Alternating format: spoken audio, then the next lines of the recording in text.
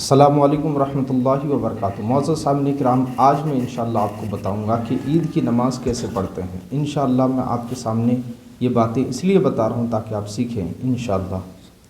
سب سے پہلے عید کے دن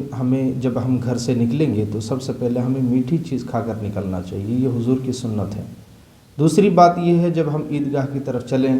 نماز پڑھنے کے لیے تو جس راستے سے جائیں گے اس راستے پر یا پھر جہاں بیٹھیں گے وہاں بھی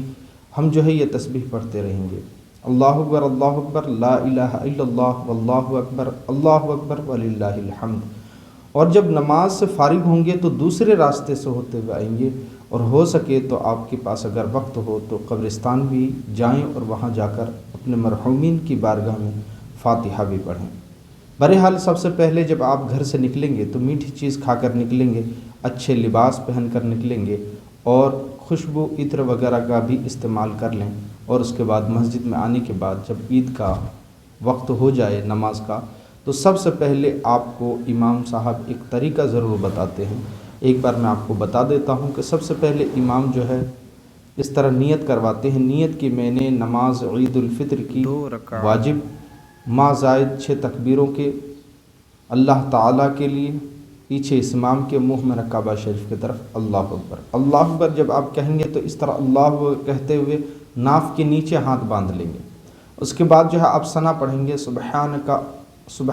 اللہم و بحمدک و تبارک اسمک و تعالی جدک و لا الہ غیرک۔ اس کے بعد امام صاحب پھر تکبیر کہیں گے، اور اس تکبیر میں جب آپ ہاتھ اٹھائیں گے اللہ اکبر تو ہاتھ کو چھوڑ دینا ہے، پھر دوسری تکبیر ہوگی اللہ اکبر، ہاتھ چھوڑ دینا ہے، پھر تیسری تکبیر ہوگی اللہ اکبر، پھر ناف کے نیچے ہاتھ باندھ لینا ہے، پھر امام قرأت کریں گے الحمد شریف، اور اس کے بعد کوئی سورت پڑھیں گے، اس کے بعد پھر اسی طرح رکوع کریں گے، پھر سجدہ کریں گے اور پہلی رکعت مکمل کریں گے، اور پھر امام کھڑے ہوں گے، اور کھڑے ہونے کے بعد پھر واپس آپ کو اسی طرح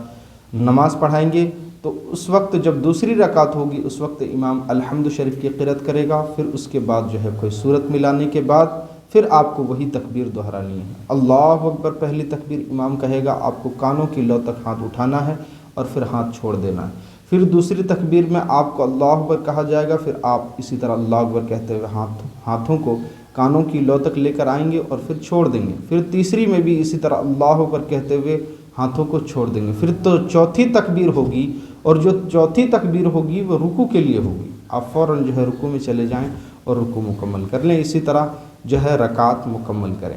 ٹھیک ہے، یہ طریقہ ہے عید کی نماز کا۔ مجھے امید ہے کہ آپ لوگوں نے اس کو سمجھا ہوگا اور انشاءاللہ سمجھ کر ان باتوں پر عمل بھی کر رہے ہوں گے۔ دوسری بات یہ ہے کہ جب آپ عید کی نماز کے لیے کھڑے ہوں گے تو جہاں پہ کچھ پڑھنا نہیں ہے وہاں پہ ہاتھ نہیں باندھنا ہے آپ کو، اور جہاں کچھ پڑھنا ہے وہاں پہ ہاتھ باندھنا ہے۔ جیسے کہ پہلی رکعت میں آپ کو 2 تکبیر ہونے کے بعد تیسری تکبیر میں ہاتھ باندھ لینا ہے، اور پھر امام قرأت کرے گا، قرأت کو سننا ہے، پھر رکوع اور سجود کرنے کے بعد پہلی رکعت مکمل ہوگی۔ دوسری رکعت کے لیے جب ہم کھڑے ہوں گے تو وہاں پہ امام پہلے قرأت کرے گا، الحمد شریف پڑھے گا یا کوئی سورت پڑھے گا، اس کے بعد